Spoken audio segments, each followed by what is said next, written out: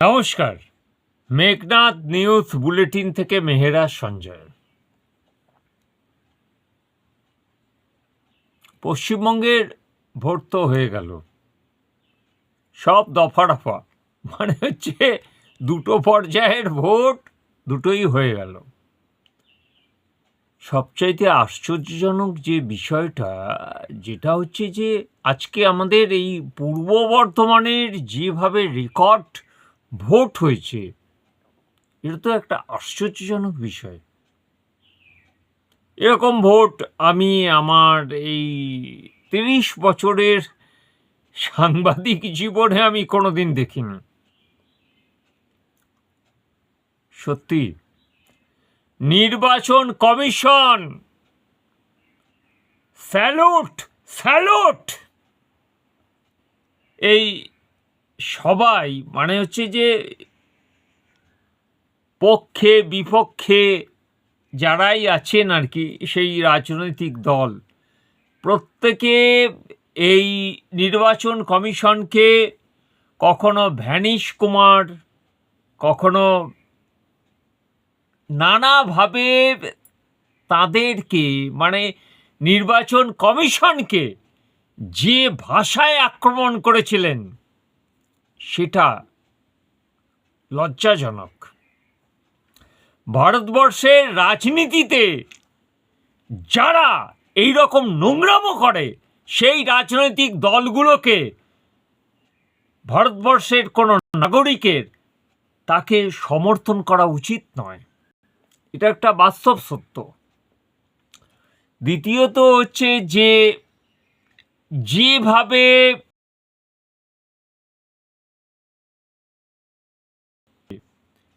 বিভিন্ন সেই জায়গায় সেই সব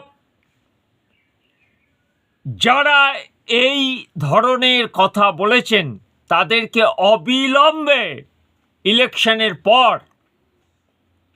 অ্যারেস্ট করা উচিত। এটা বাস্তব সত্য। নির্বাচন কমিশনের ওপর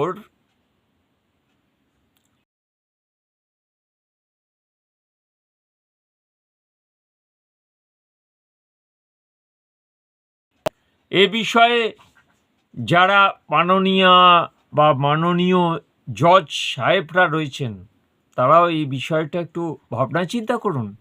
নির্বাচন কমিশনের ওপর এই নির্বাচনী জনসভায় তারা যারা নির্বাচন কমিশনের মানে ওপরে রয়েছেন, তাদের বিরুদ্ধে যে কুরুচিপূর্ণ মন্তব্য করছেন, সে বিষয়েও কি হাইকোর্ট বা সুপ্রিম কোর্ট কোনো পদক্ষেপ গ্রহণ করবেন না তাদের বিরুদ্ধে? এটা কি করা উচিত নয়? কেন করবেন না?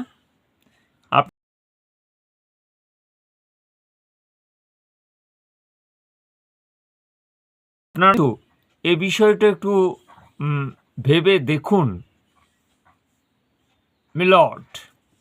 মিলর্ড, এটা একটু ভেবে দেখা উচিত।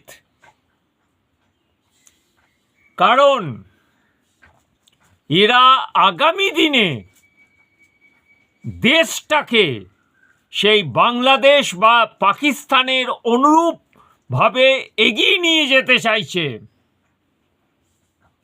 এরা ডেভিল। এই ডেভিলদের বিরুদ্ধে কড়া পদক্ষেপ গ্রহণ করতেই হবে। আগাম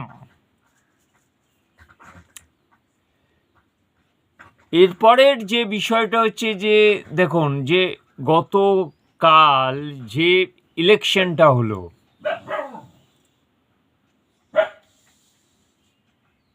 কে দেখিয়ে দিল তো নির্বাচন কমিশন ইলেকশন কাকে বলে। আমরা করতে পারি যে ইলেকশন সুষ্ঠুভাবে সম্পন্ন করতে পারি। ইচ্ছা থাকলে সব হয়। পাওয়ার যদি দেওয়া হয় সেখানে সব কিছু সম্পন্ন হয়।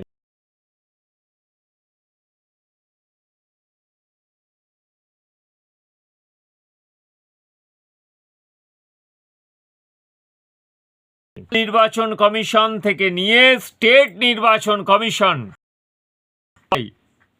এবং আমাদের যেসব জওয়ানরা যে কাজ করে দেখিয়ে দিয়েছে, স্যালুট, স্যালুট, স্যালুট।